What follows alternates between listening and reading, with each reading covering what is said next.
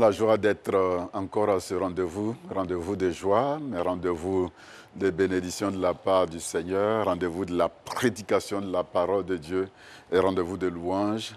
Nous voulons vous saluer, très chers téléspectateurs, vous qui êtes avec nous à ce rendez-vous. Que le Seigneur vous bénisse abondamment. J'ai l'honneur et le plaisir d'être avec le révérend pasteur Armand Sylvain Aïpa à ce rendez-vous pour nous édifier autour du thème « Ce que j'ai, je te le donne ». Jésus-Christ de Nazareth. Bonne arrivée à vous, révérend. Merci, révérend. Bonjour à vous, chers téléspectateurs. Nous sommes dans la joie d'être donc sur ce plateau pour communiquer la parole de Dieu. Par ailleurs, il s'occupe de l'Église méthodiste unie Côte d'Ivoire, Temple Maranatha de Williamsville, district Abidjan Nord. On va certainement vous laisser toute la place pour nous donner l'occasion de comprendre ce thème. Je le reprends, il est intitulé de la façon suivante. « Ce que j'ai, je te le donne, Jésus-Christ de Nazareth ».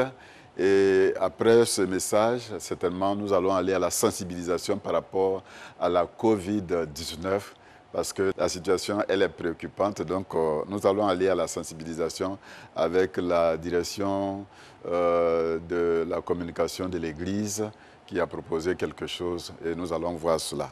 Mais avant, on va vous laisser certainement aller à cette prédication. Vous permettez qu'on puisse louer le Seigneur parce que vous aimez bien chanter. Bien évidemment, voilà. On va louer le Seigneur. Donc on va louer le Seigneur avec notre sœur Déborah Datingé.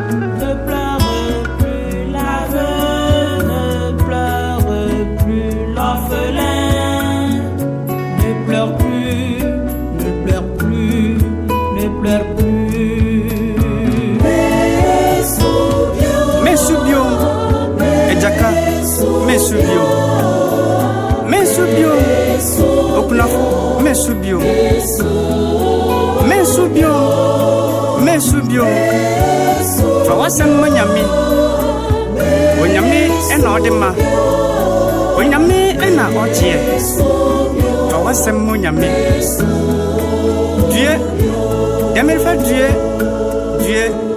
Dieu Namanu, Dieu Namanu. Vous avez toute la place. Mais avant toute chose, je vous invite, bien-aimés, à la prière. Nous prions le Seigneur. C'est à toi que revient toute la gloire, l'honneur, la magnificence et la louange. Grand Dieu d'amour et de bonté, toi qui es l'auteur de la vie, ce matin encore, tu nous renouvelles le souffle de vie. Et Seigneur, tu nous mets en mouvement pour ta gloire.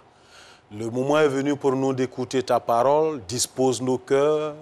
Ouvre notre entendement et fais que cette semence que nous allons recevoir, Seigneur, grandisse en nous, qu'elle porte du fruit, mais du fruit digne de ton royaume, par Jésus le Christ, notre Seigneur. Amen. Amen. Nous sommes donc aujourd'hui, dimanche 28 février 2021. Et comme d'ordinaire, le lectionnaire des prédicateurs de l'Église méthodiste unique Côte d'Ivoire nous propose 3 tests. Pour la circonstance, nous lirons le test du livre des Actes des Apôtres, qui est le test d'appui de notre message. Actes chapitre 3, les versets 1 à 11. Les 2 autres tests, c'est-à-dire le test de l'Ancien Testament, Ésaïe chapitre 35, les versets 3 à 6. Et le test de l'évangile de Jésus-Christ selon Jean 1 à 9. Je crois que nous le lisons personnellement pour notre édification. Plongeons donc les regards dans la parole de Dieu et lisons ensemble dans Actes des Apôtres, c'est dans le Nouveau Testament donc, au chapitre 3, les versets 1 à 11. Il est écrit ceci: Pierre et Jean montaient ensemble au temple à l'heure de la prière. C'était la 9e heure. Il y avait un homme boiteux de naissance qu'on portait et qu'on plaçait tous les jours à la porte du temple appelé la Belle, pour qu'il demandât l'aumône à ceux qui entraient dans le temple. Cet homme, voyant Pierre et Jean qui allaient y entrer, leur demanda l'aumône. Pierre, de même que Jean, fixa les regards sur lui et dit: Regarde-nous. Et il les regardait attentivement, s'attendant à recevoir d'eux quelque chose. Alors Pierre lui dit: Je n'ai ni or, ni argent, mais ce que j'ai, je te le donne. Au nom de Jésus-Christ de Nazareth, lève-toi et marche. Et, le prenant par la main droite, il le fit lever. Au même instant, ses pieds et ses chevilles devinrent fermes. D'un saut, il fut debout et il se mit à marcher. Il entra avec eux dans le temple, marchant, sautant et louant Dieu. Tout le monde le vit marchant et louant Dieu. Il reconnaissait que c'était celui qui était assis à la belle porte du temple pour demander l'aumône. Et ils furent tous remplis d'étonnement et de surprise au sujet de ce qui lui était arrivé. Parole du Seigneur. Amen. Amen. Bien-aimés frères et sœurs, chers amis téléspectateurs, nous sommes dans la joie de partager avec vous le message de ce jour, premier dimanche de Carême, qui nous prépare à la Pâque. Et le thème que l'Église nous propose à l'occasion pour notre édification est ainsi libellé: Ce que j'ai, je te le donne. 2 points, Jésus-Christ de Nazareth. Ce thème prend donc appui sur le verset 6 de Actes chapitre 3 et je cite: Alors Pierre lui dit: Je n'ai ni argent ni or, mais ce que j'ai, je te le donne. Au nom de Jésus-Christ de Nazareth, lève-toi et marche. Je n'ai ni argent ni or, mais ce que j'ai, je te le donne. Au nom de Jésus-Christ de Nazareth, lève-toi et marche. Amen. De quoi s'agit-il? Que comprendre? Et que pouvons-nous retenir pour notre édification de ce jour? De quoi s'agit-il?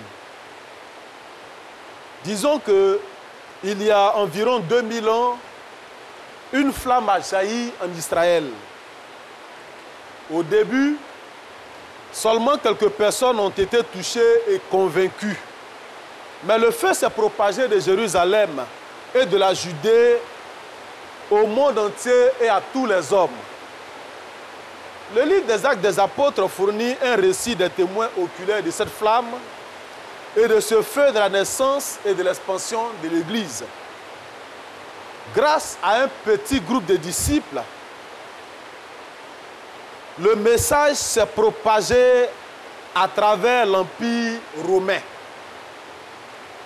Remplis du Saint-Esprit, ils ont prêché, enseigné, guéri et montré l'amour de Dieu dans les synagogues, les écoles, les maisons, sur les places publiques, les montagnes, les bateaux, les routes désertiques et même devant les tribunaux. Partout où Dieu les envoyait, des vies étaient transformées et le déroulement de l'histoire influencé. Écrit par le médecin Luc, le livre des Actes des Apôtres est une suite de son évangile. Un récit historique précis de l'Église primitive.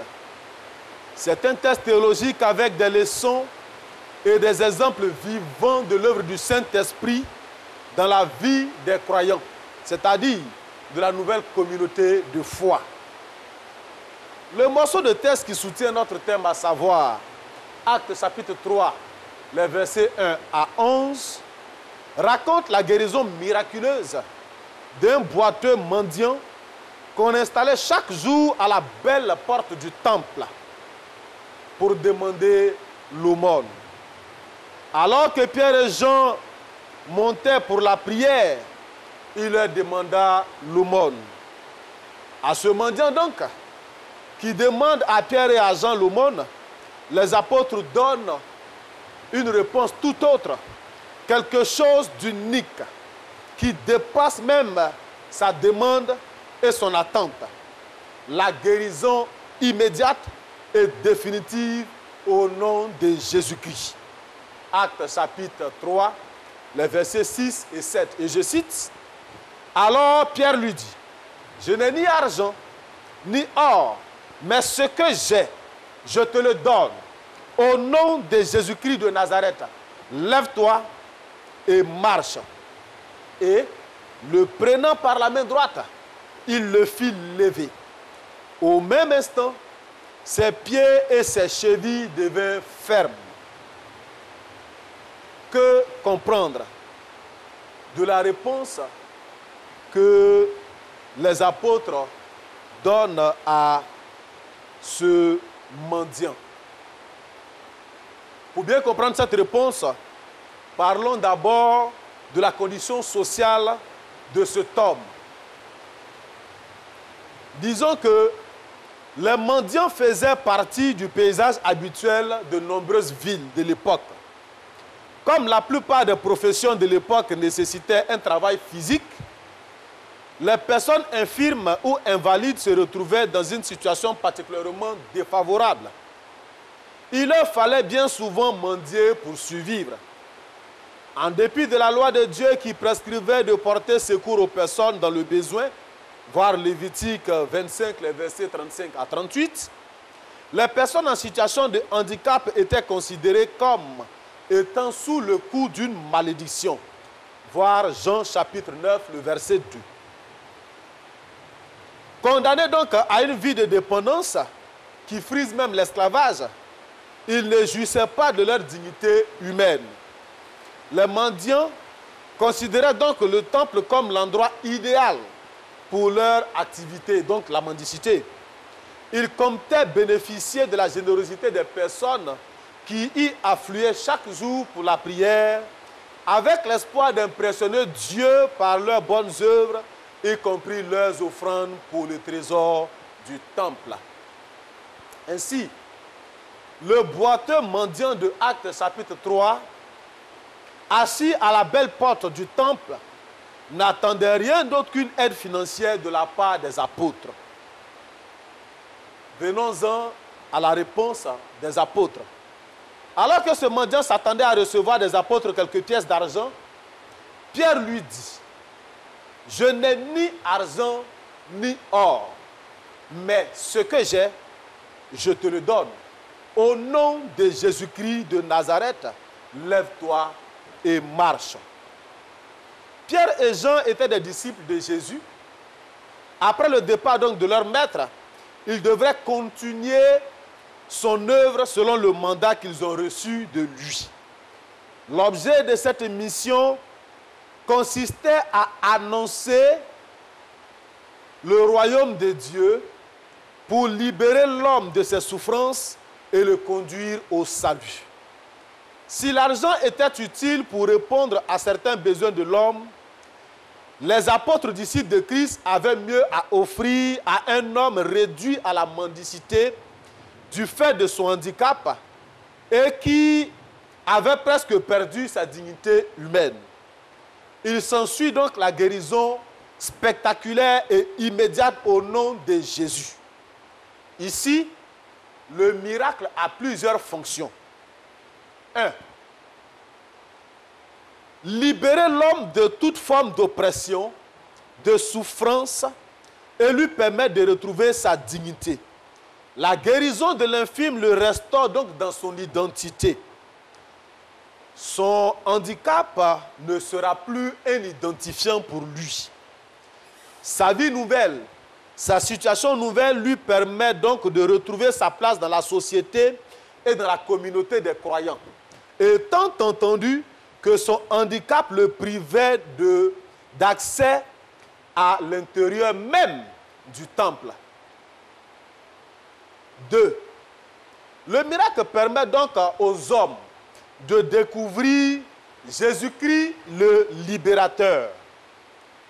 L'expression « au nom de Jésus-Christ » signifie que ce n'est ni par la volonté d'un homme, ni par le pouvoir d'un homme qu'un tel miracle s'est produit, mais par l'autorité de Jésus-Christ. Les apôtres ont donc accompli ce miracle, non par leur propre force, mais par la puissance du Saint-Esprit que confère le nom de Jésus-Christ.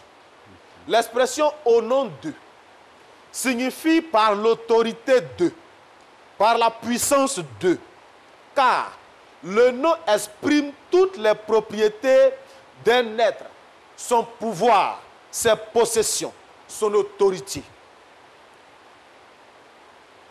Les apôtres mandatés par Jésus pouvaient donc s'appuyer sur son autorité, son nom, son pouvoir. Il est bon de souligner ici que Jésus lui-même n'invoquait aucun autre nom pour accomplir des miracles. Tout pouvoir m'a été donné dans le ciel et sur la terre, pouvait-il déclarer avec conviction en Matthieu chapitre 28, le verset 18. Le pouvoir était en lui. Le texte de l'évangile que nous avons lu le prouve. Ce texte présente des malades, c'est-à-dire des aveugles, des boiteux, des paralytiques en grand nombre, qui étaient couchés au bord de la piscine de Bethsaïda, attendant le mouvement de l'eau. Là, se trouvait un homme malade depuis 38 ans. Le Seigneur Jésus lui dit tout simplement, « Lève-toi, prends ton lit et marche. » Aussitôt, le malade fut guéri. Jean chapitre 5, le verset 8. Il est clair que toutes choses sont faites au nom de Jésus-Christ de Nazareth. Pierre le dira avec conviction et force lorsqu'il comparait devant le Sanhédrin avec Jean. C'est par le nom de Jésus-Christ de Nazareth, celui que vous avez crucifié et que Dieu a ressuscité. Oui, c'est par lui que cet homme se présente en pleine santé devant vous. Jésus est la pierre que les bâtisseurs ont rejetée et qui est devenue la principale de l'angle. Il n'y a de salut en aucun autre, car il n'y a sous le ciel aucun nom qui a été donné parmi les hommes par lequel nous devrions être sauvés. Comme fait Actes chapitre 4, les versets 10 à 12. C'est donc par le nom de Jésus que ce boiteux de plus de 40 ans reçoit la guérison. Alors même qu'il demandait l'argent, il reçoit miraculeusement l'usage de ses membres. Il peut désormais se tenir debout. L'homme instantanément guéri entre avec les deux apôtres dans le temple, marchant, sautant et louant Dieu. La description de cet homme marchant, sautant et louant Dieu au verset 8 indique d'une part que sa guérison fut complète et d'autre part que sa guérison le remplit de joie, s'exprimant dans la louange à Dieu, une joie impossible à cacher car tout le peuple le vit. Il est donc clair que le miracle répond à un besoin de libération et contribue à la gloire de Dieu. 4. Pendant que les gens s'étonnaient du changement qui s'était opéré chez cet homme, lui se joint à la communauté des sauvés au sein de laquelle il devint désormais un témoin zélé.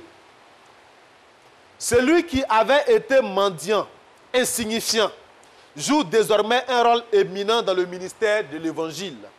Certes, il n'est pas dit qu'il prêcha, puisque c'est Pierre qui prit la parole à cette occasion, mais sa vie transformée incita les auditeurs à prêter une grande attention à la puissance transformatrice de Christ. Par ailleurs, il est important de relever que la guérison spectaculaire de cet homme, la joie qui en découle et le témoignage de puissance de Dieu traduit la condition de restauration et de rétablissement d'Israël telle que décrite par le prophète Ésaïe. Alors, le boiteux sautera comme un cerf et la langue du muet triomphera. Car des eaux jailliront dans le désert et des torrents dans l'Araba. Voir Ésaïe chapitre 35, le verset 6. Quelles sont donc les implications et les leçons de cette brève explication? 1. La guérison de cet homme montre à tous ceux qui souffrent que la délivrance est possible. Il y a de l'espoir, quelle que soit la nature du mal, sa durée, son origine. Le Dieu qui a sauvé cet homme de sa misère est le même hier, aujourd'hui et éternellement. Et son nom est Jésus-Christ de Nazareth. 2. La réponse à la souffrance des hommes se trouve en Jésus. Jésus est la réponse donnée par Dieu aux souffrances des hommes. Car il n'est aucun nom qui a été donné parmi les hommes par lequel nous puissions être sauvés, excepté Jésus-Christ de Nazareth. Les parents de cet homme, que dis-je, de ce boiteux, se contentaient de le déposer chaque jour devant le temple pour qu'il reçoive l'aumône. Leur action, même par amour, était limitée. Mais Christ n'est ni limité dans le temps, ni par une condition quelconque. Il a seul le pouvoir de libérer l'homme. En témoigne le miracle accompli dans la vie de cet homme. 3. Alors que cet homme s'attendait à recevoir quelques pièces d'argent, Pierre et Jean lui présentent une offre meilleure. Le miracle qu'il reçoit le guérit totalement de son mal, restaure son identité et le rend désormais indépendant. Il peut désormais travailler, produire des ressources, se prendre en charge et prendre en charge d'autres personnes. Il n'est plus limité. Sa vision et son champ d'action deviennent plus larges. Quelle grâce, quel amour, quelle délivrance. Bien-aimé, toi qui m'écoutes ce matin, ton miracle sera certainement plus grand. Il suffit de porter les regards sur Jésus-Christ, le ressuscité, le Dieu vivant. Quatrième leçon. Le miraculeux devint immédiatement un adorateur de Dieu, un témoin du salut. Bien-aimé, si tu es bénéficiaire de la grâce de Dieu, d'un miracle de Dieu, il est important de lui exprimer ta joie et ta reconnaissance. Ton témoignage peut certainement susciter la foi des autres et contribuer à leur libération. Ne te tais point, car tu risques en te taisant de briser la chaîne de témoignage et de délivrance. Ne sois pas un frein à l'action de Dieu. Pierre et Jean nous en donnent l'exemple, et le boiteux guérit aussi. 5. Le ministère. Sinon, le ministère exercé par les apôtres traduit la mission de l'Église. Je n'ai ni argent, ni or, mais ce que j'ai, je te le donne. Au nom de Jésus-Christ de Nazareth, lève-toi et marche. Quelle foi, quelle audace, quelle puissance. Bien-aimés du Seigneur, votre foi est-elle encore vivante, active, pour permettre à Dieu de libérer les hommes de leur misère? Pendant que des personnes souffrent tout près de nous, nous nous contentons de recevoir de Dieu des bénédictions et des talents. Puis nous nous camouflons ou nous cachons dans nos maisons pour nous réjouir des richesses de Dieu. Les chrétiens reçoivent beaucoup de dons spirituels, mais les exploitent peu. Dieu cherche des hommes qui, par la manifestation de leur foi, lui donnent l'occasion d'opérer de grandes délivrances pour sauver des vies. Bien-aimés, aucune institution étatique, aucun organisme international ne peut apporter de réponse à la misère et aux souffrances de l'humanité. Les guerres, les pandémies, les endémies ne font que se démultiplier et s'amplifier, semant la terreur et l'abscose dans l'esprit des hommes. Mais la réponse appartient à Dieu. Il nous faut nous lever, enfants de Dieu, nous qui avons été mandatés par le Seigneur comme des témoins, sel et lumière de la terre, pour apporter au monde la réponse à sa souffrance. Que conclure? Ce que j'ai, je te le donne. Jésus-Christ de Nazareth. La situation du boiteux mendiant traduit la souffrance de notre monde actuel et la misère de l'humanité. La réponse donnée par les apôtres Pierre et Jean et le miracle qui en découle prouve que Jésus est la réponse, la solution donnée par Dieu aux souffrances de l'humanité.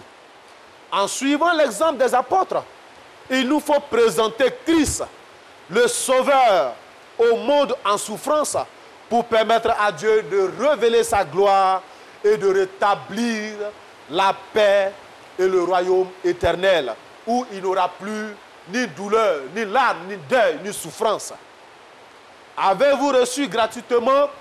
Bien-aimés, donnez aussi gratuitement, car le salut en Dieu ne se monnaie pas, c'est un don gratuit de Dieu.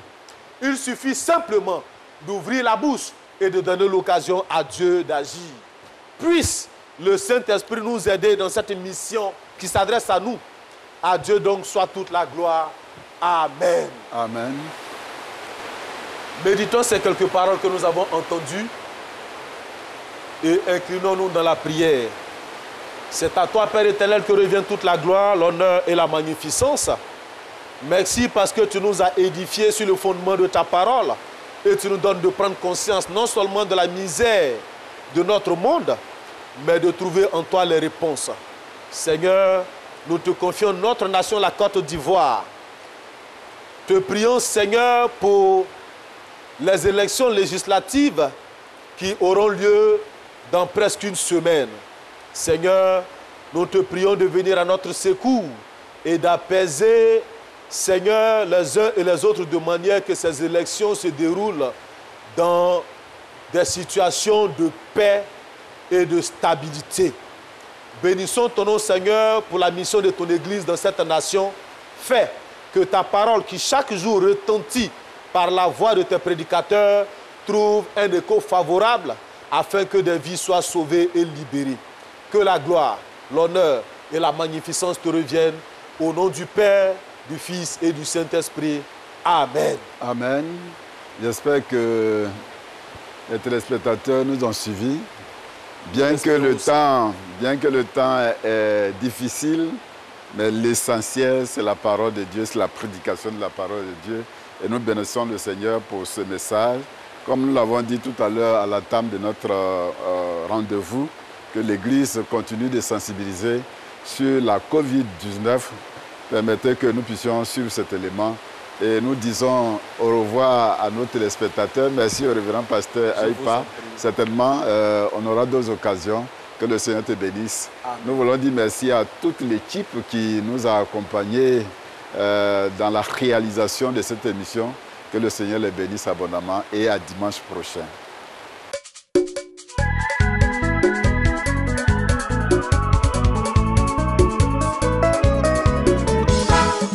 Si l'arbre est signe de vanité, l'escalader se fait fi de la vanité. Sachez-vous les popons, oh à soupe au cher, oh comment Jésus de Sao.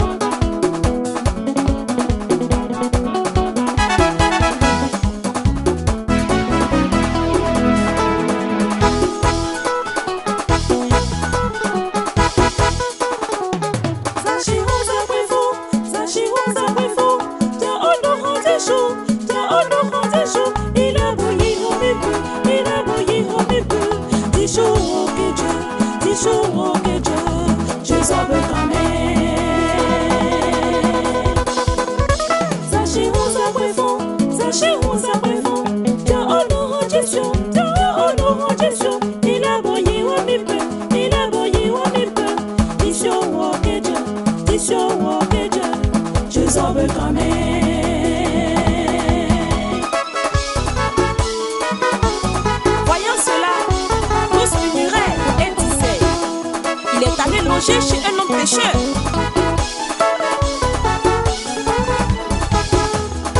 Détournable de l'ivrognerie, de maraboutage et de querelle, hâte-toi de descendre pour que Jésus puisse t'élever.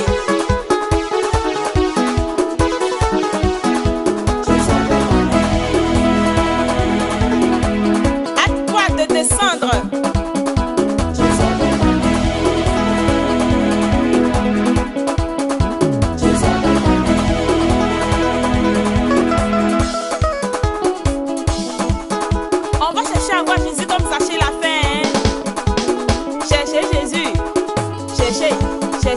Oh, cherchez Jésus, hein?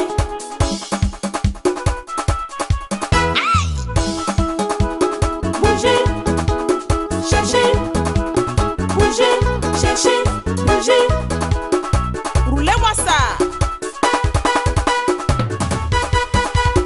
Épaulement, épaulement, épaulement, épaulement, épaulement. La danse des épaules.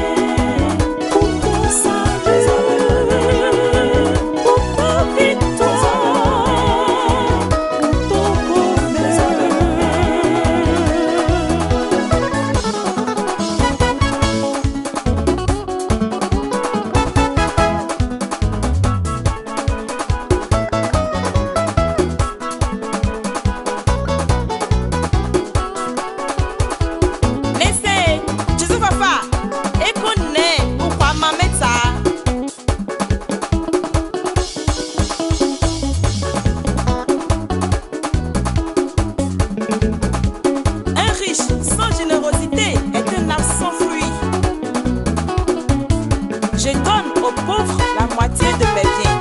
Et si j'ai fait tort de quelque chose à quelqu'un, je lui rends le quadruple, disait Zachée à Jésus.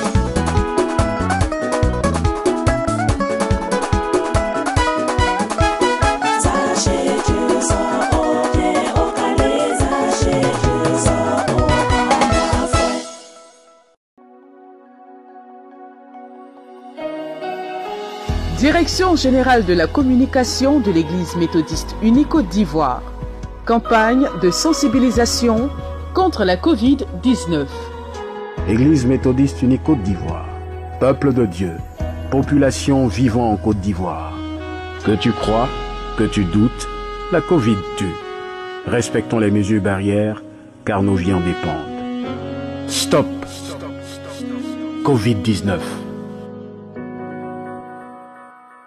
Alors, toujours dans les dispositions pratiques, cette fois au niveau de l'Église méthodiste unie Côte d'Ivoire, dans les premières heures, ces mesures ont été communiquées aux fidèles méthodistes. Il y a une résurgence de la maladie. L'Église a-t-elle de nouvelles mesures à communiquer?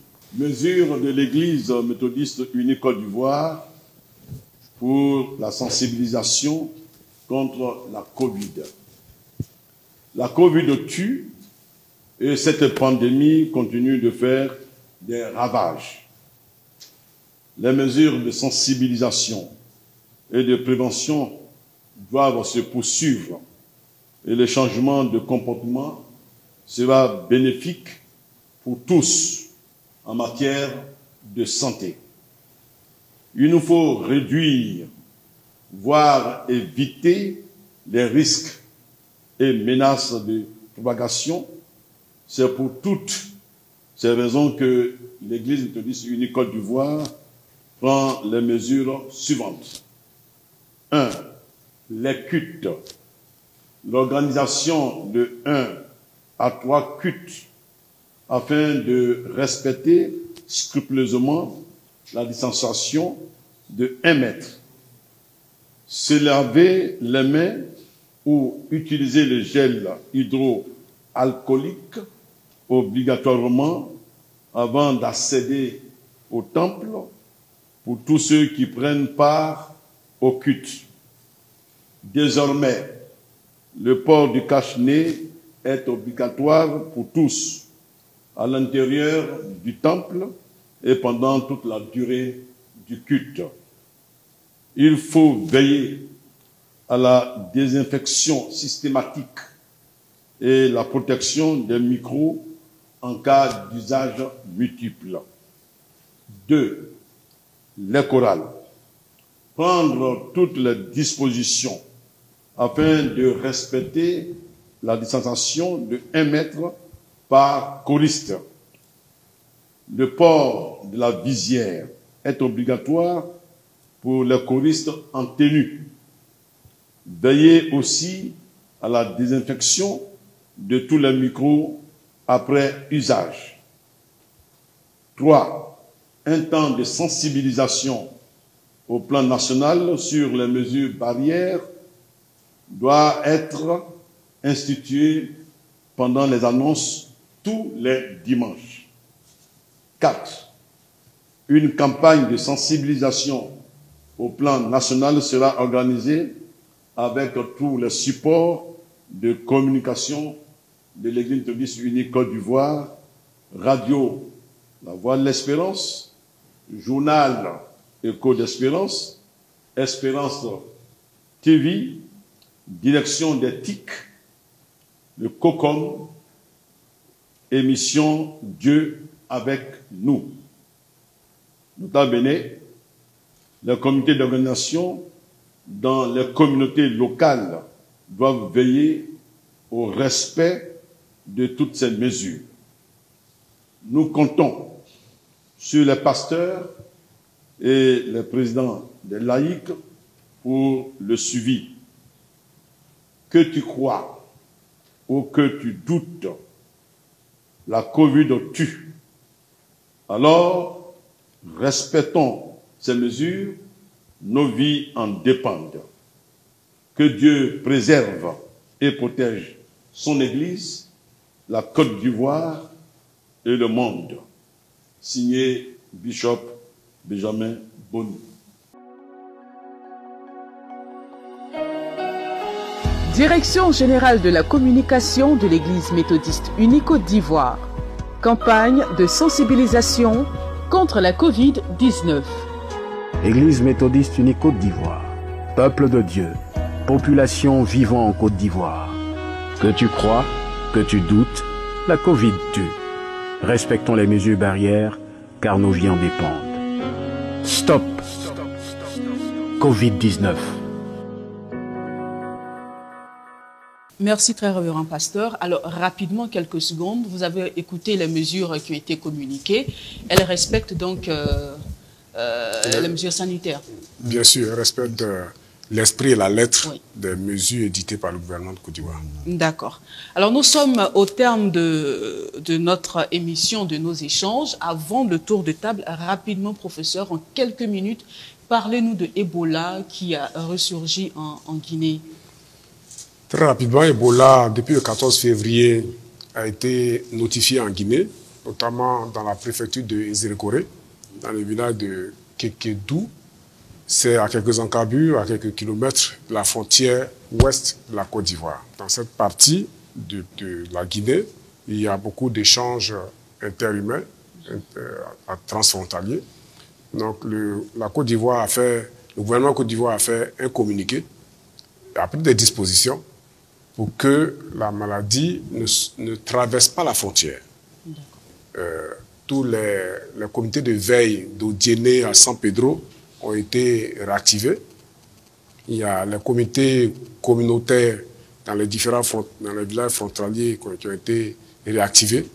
Et donc, il a demandé aux populations, si une personne a une fièvre, avec des saignements et des maux de tête violents, de se rendre très rapidement dans un centre de santé pour que les dispositions sanitaires médicales soient prises pour éviter cette propagation en Côte d'Ivoire. De toute façon, les mesures barrières qui sont éditées contre la Covid-19 sont valables pour se protéger contre Ebola. D'accord, voici ce qui est rassurant. Alors, nous sommes au terme de notre rendez-vous. Rapidement, nous allons vous permettre de vous adresser aux populations qui nous suivent. Un message de sensibilisation, également mot de fin. Docteur Aoui. Merci, bien-aimé. Tout ce qu'on peut dire à la population, c'est que la Covid existe. La Covid, le virus circule dans la population ivoirienne actuellement. Ce n'est pas une vision, une vue de l'esprit, c'est une réalité. Et les mesures pour s'en protéger existent et accessibles, moins chères. Il faut les mettre en pratique et se protéger, protéger sa famille et protéger nos prochains. Voilà ce que je peux dire pour... Professeur Dagnon. Juste en quelques mots, dit que nous n'avons pas de certitude en ce qui concerne la fin de la maladie. Beaucoup de certitudes encore dans tout le monde entier. Alors, ce que je voudrais dire, c'est que les mesures que nous avons adoptées ou que le gouvernement a édictées, que nous essayons de prendre à notre compte, il faudrait que ça soit dans un changement de comportement, non dans l'attente d'une fin probable pour qu'on puisse en passer. Il faut qu'on les intègre, d'autant que ça nous permet d'éviter d'autres maladies. Donc je voudrais inviter les uns et les autres à porter le masque, à être distants, 1 mètre au moins, à se laver les mains, surtout se laver les mains. Ça va nous permettre d'éviter d'autres maladies. Exactement. Très révérend pasteur. Je voudrais à mon tour dire d'abord merci à tous ceux qui ont organisé cette émission et dire à toute la population ivoirienne, y compris tous les chrétiens, de prendre au sérieux toutes les remarques qui ont été faites par rapport à cette pandémie qui continue toujours de décimer de nombreuses personnes, non seulement ici en Côte d'Ivoire, mais sur le plan planétaire. Que le Seigneur nous assiste, car il est le médecin par excellence. Avec lui, tout est possible. Le vaccin dont il est question, un vaccin qui va guérir tout le monde, nous avons foi qu'avec Dieu, tout est possible.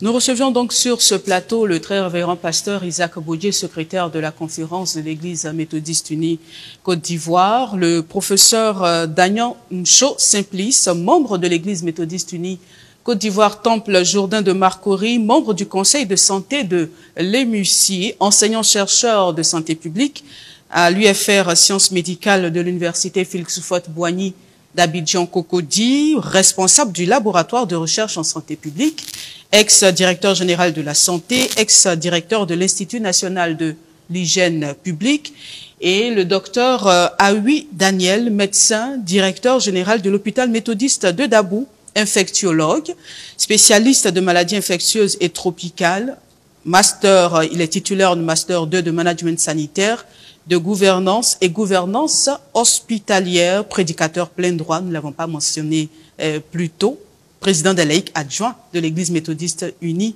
Côte d'Ivoire, Temple Bethel de Dabou. Et nous, pour refermer donc ces minutes d'information, nous pouvons que dire que la connaissance parle, mais la sagesse écoute. Soyons de ceux qui écoutent pour notre santé et la santé des autres. Prenez soin de vous. Dieu nous garde.